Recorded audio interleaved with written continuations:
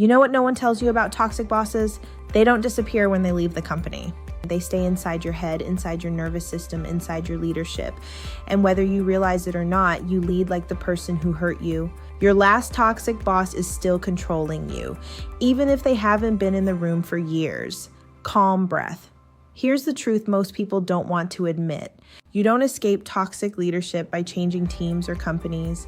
You escape it by changing the internal patterns their behavior carved into you. If you don't, you will repeat their tone, their fear, their avoidance, or the shrinking you had to do to survive them. That's why today matters. Because you're not here for information. You're here for liberation. Hi, Unbreakable Leaders. I'm PAVNESS, Fortune 500 strategic advisor and courage decision scientist.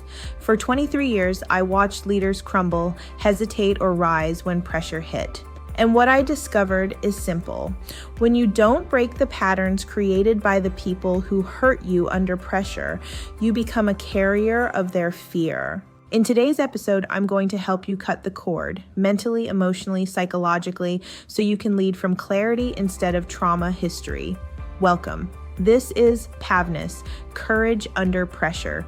If you're into courageous decision-making, pressure psychology, and rebuilding your identity after toxic leadership, hit subscribe and share this video with someone who needs it. It means more than you know. Let's dive in. I want to take you into a moment that changed me as a leader forever. It wasn't dramatic. It didn't happen during a crisis. It came on an ordinary Tuesday morning. I was leading a high-impact meeting, smart people in the room, big decisions on the table. I was respected, trusted, a top performer. But when one of my team members challenged my idea respectfully, thoughtfully, I felt something snap in my body, a flash of heat, a punch of defensiveness, a tightening that almost made my voice come out sharp. And all of a sudden, the room felt like the past, not the present.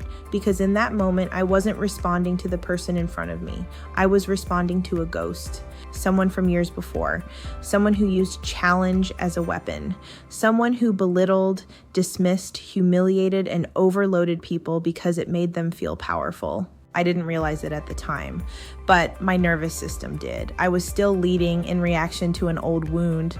Have you ever had that moment? Someone raises their eyebrows at you and your entire chest locks up? Someone asks a question and you hear it as criticism? Someone pushes back and you feel like you're about to be evaluated, punished, or discarded. You're not reacting to them. You're reacting to who they remind you of. Here's the truth nobody tells you. Toxic leaders don't just damage culture. They damage your internal leadership architecture. They train your nervous system to associate disagreement with danger. They train your mind to equate feedback with failure. They train your identity to shrink first and speak later. They train your self-worth to brace for harm. That's why you feel that jolt, that tightness, that sudden panic under pressure. That's why you replay conversations at night. That's why you overthink every email. That's why you apologize before you've done anything wrong. Your body remembers what your mind tries to forget. You've been here too. You know exactly what I'm talking about. So let's break down what's actually happening inside you. First, fear distortions. Your brain mislabels neutral signals as threats. A question becomes an attack. A meeting becomes a trial. A request becomes a trap. Second, nervous system hijack. When you've had a toxic boss, your body treats authority like a battlefield. Your heart spikes, your breathing shallows, your focus narrows. You're not in a meeting anymore. You're in survival mode. Third, decisional drag. You delay decisions, you hesitate, you overexplain. Not because you're unsure, but because you're subconsciously trying to avoid triggering someone who isn't even in the building anymore. Fourth, chaos fragility. The moment things get busy, your emotional stability evaporates. You become hypervigilant. You scan for danger. You brace for impact. Fifth, identity collapse. The version of you that thrived before them shrinks.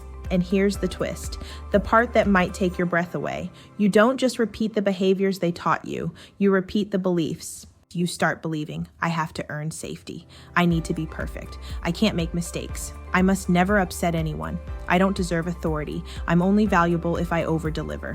This is why leaders repeat patterns, not because they're weak, but because their nervous system is unfinished business. But here's the liberation moment. A toxic boss can shape your past, but they do not get to shape your future unless you let their patterns run the show. And today, you're breaking the pattern. I want to give you a PAVNESS framework designed specifically for this moment. It's called the Leadership Pattern Reset TM. 3 steps: simple, tactical, immediate impact, and absolutely transformational if you actually do it. Step 1. Name the ghost.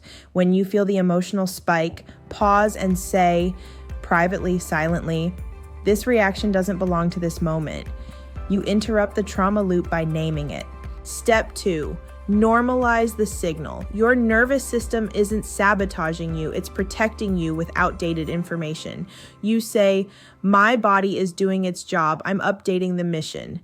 Your brain can't calm down until you stop treating the signal like shame. Step 3, choose your present identity. Not the scared version, not the silenced version, not the overworked, hyper-performing, people-pleasing version. You choose, how would a courageous leader respond right now? And then you model that behavior for yourself. 3 steps. Name the ghost. Normalize the signal. Choose your identity. If you do this consistently, you will break patterns that have been running you for years. Now let's get personal. Let's talk about you. Exactly where you are right now.